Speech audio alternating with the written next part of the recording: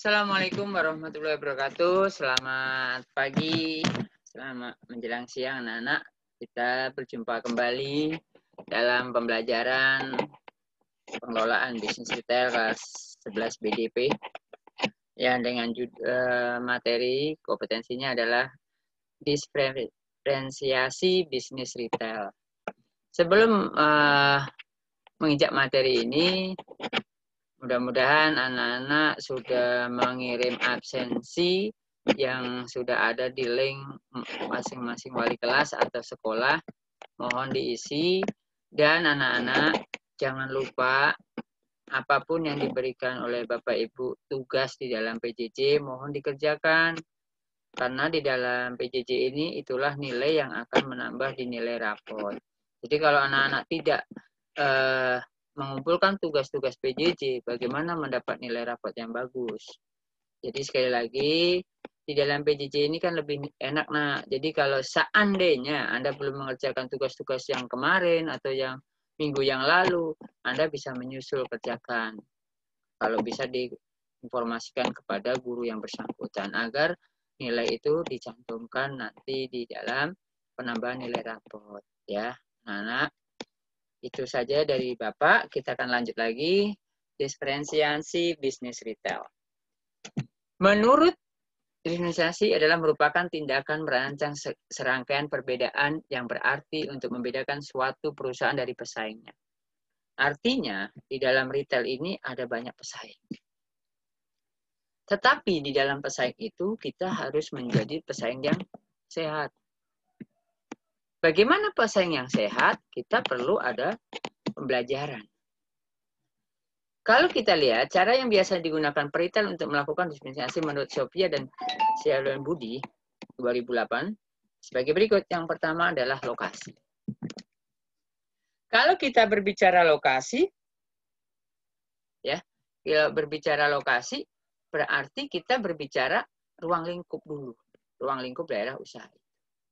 Kenapa berbicara ruang lingkup daerah usaha itu? Dilihat animo masyarakat sekitar itu atau di sekitar daerah itu terhadap retail modern atau retail tradisional.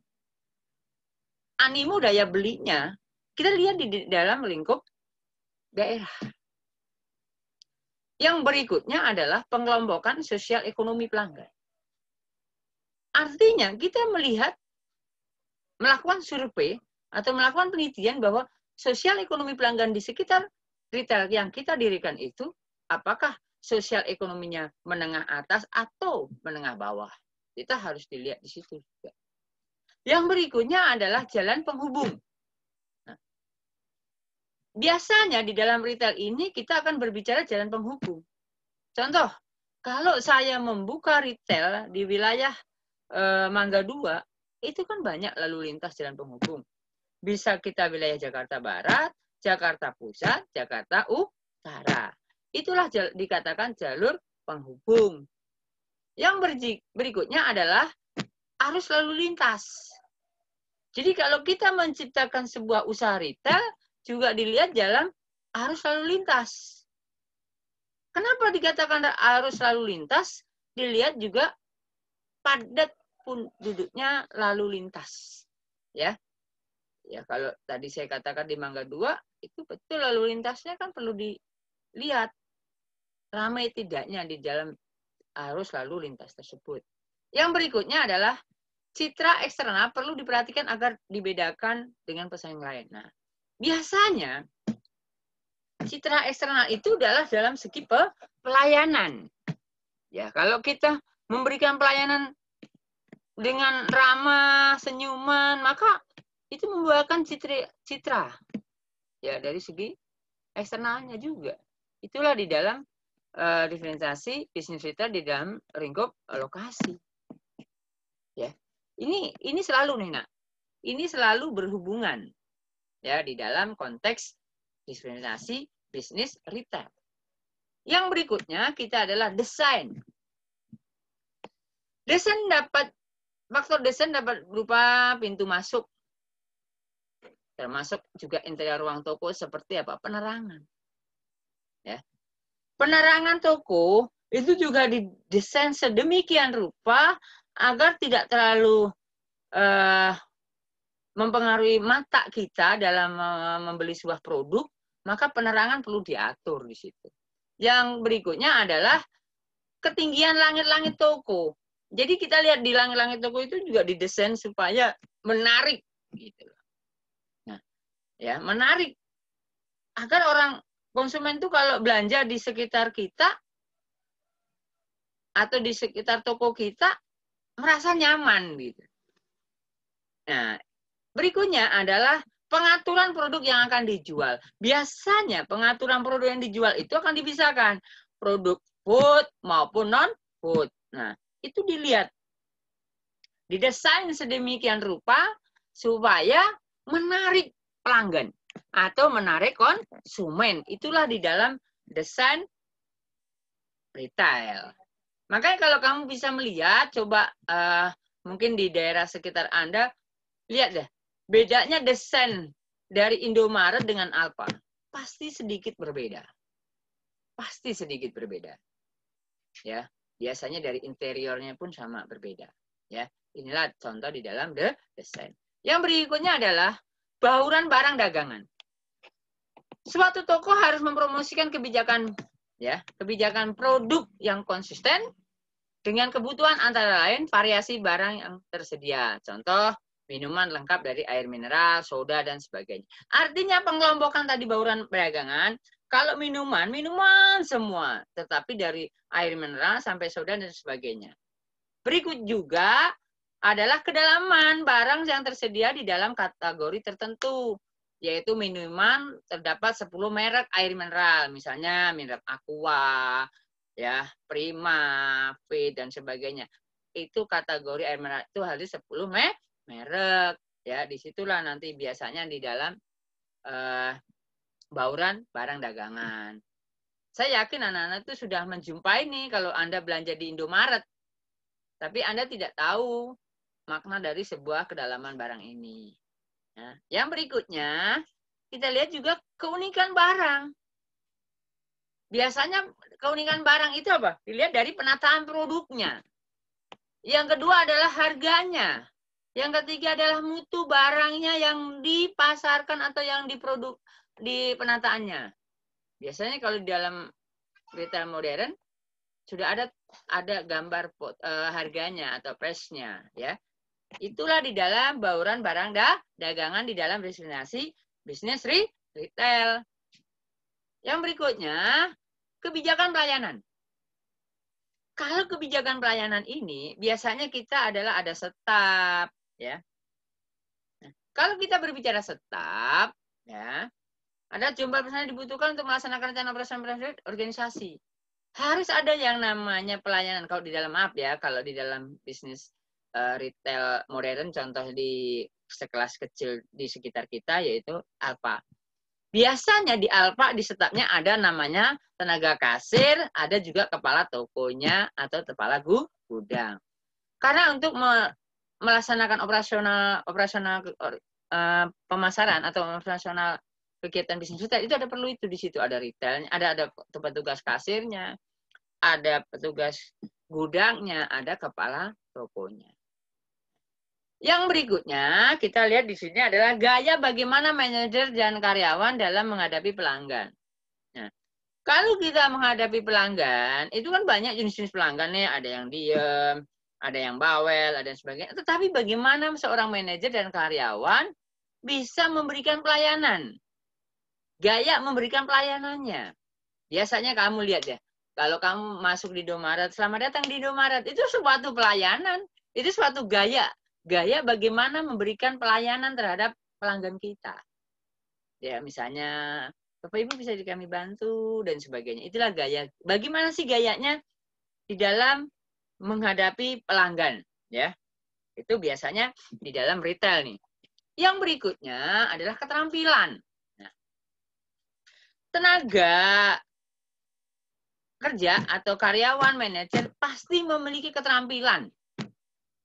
Keterampilan itu adalah pengetahuan yang perlu di dalam staf atau personal dalam operasional perdagangan retail. Jadi, kalau Anda bekerja di dalam konteks retail itu ada sebuah keterampilan, yaitu pengetahuan atau skillnya atau kompetensinya. Makanya di dalam BDP, maaf, di dalam bisnis daring dan pemasaran atau katakan pemasaran, kalau berkecimpung di dalam dunia retail itu sesuai. Karena apa? Semua dipelajarin. Semua dipelajari oleh di dalam bisnis daring dan pemasaran. Tetapi bagaimana menyerap kompetensi yang ada, gitu kan? Nah, maka saya katakan di dalam pemasaran atau BDP, tunjukkan bahwa Anda itu punya keterampilan, tunjukkan, gitu loh. Misalnya di dalam kelas nanti, karena kita tidak tatap muka, biasanya kalau Bapak nih kalau penataan produk biasanya praktek. Bagaimana mendesain produknya, bagaimana penataan produk, karena kita PJJ, maka kita jarak jauh. Itulah bedanya, Nak, ya. Nah, nanti juga kita belajar juga nih dalam retail, bagaimana sih menghadapinya, gitu. Nah, inilah di dalam sebuah trik keterampilan. Karena di dalam dunia kerja sekarang yang dibutuhkan ada keterampilan. Bagaimana keterampilan ini juga didasari oleh pengetahuan yang ada. Contoh, kamu nanti setelah lulus dari SMK, ditanya, Nak, atau Mas, Dek, lulusan dari mana? Dari SMK ini, Pak. Jurusannya apa? Pemasaran. Ditanya, apa yang menjadi keterampilan yang Anda miliki selama Anda 3 tahun belajar di sekolah? Nah, istilahnya, keterampilan sama dengan pengetahuan. Bagaimana intriknya, itu tergantung penerapan pada siswa itu tersebut. Ya. Yang berikutnya, definisi saluran. Nah, saluran ini, retail bisa memperoleh keunggulan bersaing yang kuat dengan memperkerjakan dan karyawan yang lebih baik daripada pesaingnya. Artinya, adanya saluran, adanya pesaing, maka kita harus mempunyai keunggulan.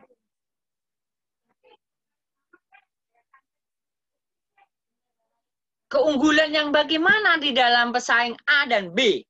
Tapi di situ adalah kita tunjukkan bahwa kita punya keunggulan. Keunggulan yang bagaimana? Mungkin dari pelayanan. Mungkin dari segi tadi pelayanan primanya kan bisa terjadi di situ unggulan. Ya. Misalnya nanti kan pelanggan pasti bertanya gini. Atau memberikan penilaian. Ini kalau saya belanja di A, itu pelayanannya bagus loh. Unggulannya seperti ini loh. Produknya juga bagus dan sebagainya. Beda dengan produk A, produk B, dan C. Dan itulah di dalam saluran dalam bisnis retail. Yang berikutnya, diferensiasi citra. Citra adalah merupakan persepsi masyarakat terhadap perusahaan atau produksinya. Citra dipengaruhi oleh banyak faktor di luar kontrol perusahaan, ya. Sebab para pembeli mungkin memiliki tanggapan yang berbeda terhadap citra toko atau merek. Contoh gini, kalau Anda pernah belanja di suatu swalayan atau retail, biasanya kalau selesai melaksanakan transaksi, biasanya ada waktu itu pernah di Alfamart ya. Puas gak? Puas, tidak puas, atau sangat puas. Nah, disitulah Nak, di dalam sistem citra. Citra itu dari tokonya, bisa dari mereknya. Tokonya bagaimana? Contoh gini, Indomaret di Pademangan atau Alfamart di Indomaret, kamu selalu belanja memberikan citra yang sangat puas. Nanti di dalam penelitian itulah disebut namanya citra. Itulah di dalam diferensiasi bisnis retail yang ada di dalam retail modern. Nah, ini contoh di dalam diferensiasi di dalam bisnis retail. Makanya kondisi-kondisi sekarang ini, Nak, kita perlu tahu bagaimana sih bagaimana menciptakan sesuatu citra image kita, persepsi masyarakat kita, apalagi dengan kondisi pandemik sekarang. Kita harus tahu bagaimana cara-caranya. Maka perlu kita inovasi.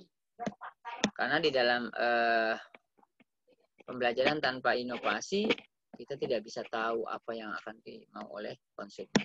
Makanya sekali lagi anak-anak, khususnya kelas 11 BDP ini, kita semangat. Karena melihat peluang di dalam pemasaran atau BDP, itu peluang kerja sangat luar biasa, sangat banyak. Kenapa saya katakan banyak, nak ya? Saya mengajar di pemasaran atau BDP ini, contoh di sekolah yang Bapak ini, satu lagi ini, alhamdulillah lulusan yang tahun ini sudah banyak yang kerja.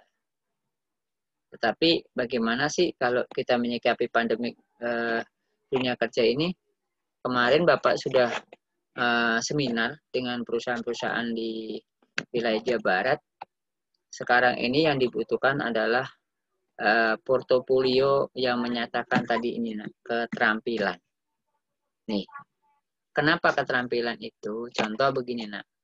Kalau nanti kamu melamar pekerjaan atau memberikan CV-nya, kan di situ ditulis pengetahuan apa yang Anda pernah coba. Contoh PKL. PKL-nya di mana? Misalnya Pak, saya mau ngelamar di suatu retail. Tetapi di retail itu di bawah retail yang pernah Anda PKL. Itu satu menunjang. Satu dapat poin tuh di situ. Yang kedua, penunjangnya apa? Misalnya Pak, saya bisa komputer. Tapi harus ada portofolionya. Portofolionya berupa sertifikat. Makanya sekarang ini harus mempunyai portofolio sebagai penunjang keterampilan yang Anda miliki. Apalagi nanti kalau di dalam kelas 3 ada namanya LSP, Lembaga Sertifikasi Profesi. Itu ada 3 klaster, yaitu kasir, pramuniaga, dan tenaga pemasaran operasional produk dan jasa. Nah, disitulah, nak, kita perlu memberikan semangat. Karena nasib atau masa depanmu itu Anda yang dulu yang menentukan. Tanpa Anda menentukan, maka tidak akan berhasil. Kalau Bapak Ibu guru, di sekolahnya sebagai fasilitator saja. Tapi yang menentukan langkah demi langkah adalah Anda sendiri. Ya, itu saja, nak, dari pelajaran Bapak, yaitu tentang bisnis retail. Mudah-mudahan pelajaran ini dapat bermanfaat dan dapat menambah pengetahuan. Walaupun di kondisi pandemik ini kita tetap pembelajaran jarak jauh, ya, tapi tidak mengurangi rasa pembelajaran kita, ya harus kita semangatkan lagi. Oke, saya akhiri. Saya akhiri. Wassalamualaikum warahmatullahi wabarakatuh.